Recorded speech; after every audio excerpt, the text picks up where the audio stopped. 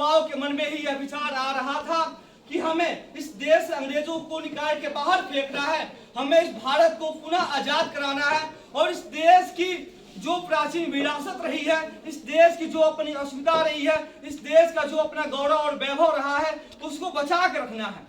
चौरी चौरा घटना से थोड़े दिन पहले जब जालियांवाला बाग हत्याकांड हुआ और उस हत्याकांड में जनरल डायर इस देश में रहने वाले लोगों के ऊपर गोलियां चढ़वाया, इस देश के लोग उस हत्याकांड में मारे गए। उसमें भी थोड़े पहले गुरुजी बता रहे थे उधम सिंह के बारे में। उस उधम सिंह जैसे युवा के मन में विचार आ गया कि जिस जनरल डायर ने हमारे देश में रहने वाले ऐसे लोगों के ऊपर गोलियां चढ़वाया है, हम इस जनरल डायर को खुद अपने गोली से मारेंगे। जब उधम सिंह सामान्य से परिवार का युवा था, वह अपने घर से निकलता है और जनरल डायर के बारे में खोजने का प्रयास करता है। उसको पता लग जाता है कि जनरल डायर यहाँ से लंदन चला गया है। 1919 में जालियांवाला बाग हत्याकांड हुआ। 1940 में उधम सिंह लंदन पहुंचते हैं। वहां लंदन के कैक्सटन हॉल में जब एक कार्यक्रम का आयोजन किया गया था, उस कार्यक्रम में जनरल डायर को नाइटहुड की पदवी देके उसको सम्मानित किया जा रहा था और उसी कार्यक्रम में उधम सिंह मंच के सामने कुर्सी पे रिवॉल्वर लेके बैठे हुए थे।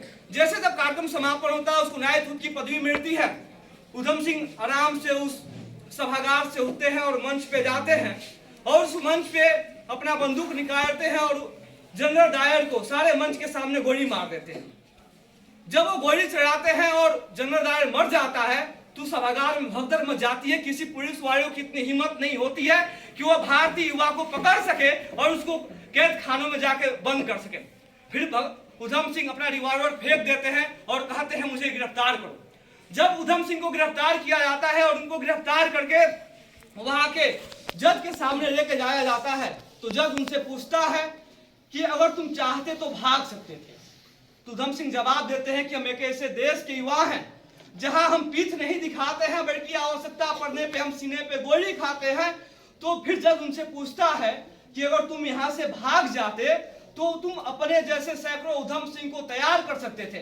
तो उधम सिंह फिर उस जज का जवाब देते हैं कि जज साहब आप मुझे फांसी पे तो लटकाइए, जिस दिन आप मुझे फांसी पे लटकाएंगे उस दिन केवल सैकड़ों उधम सिंह नहीं, हजारों उधम सिंह नहीं, लाखों उधम सिंह पैदा हो जाएंगे और आपके सरकार को उखाड़ फेंकने का काम करेंगे।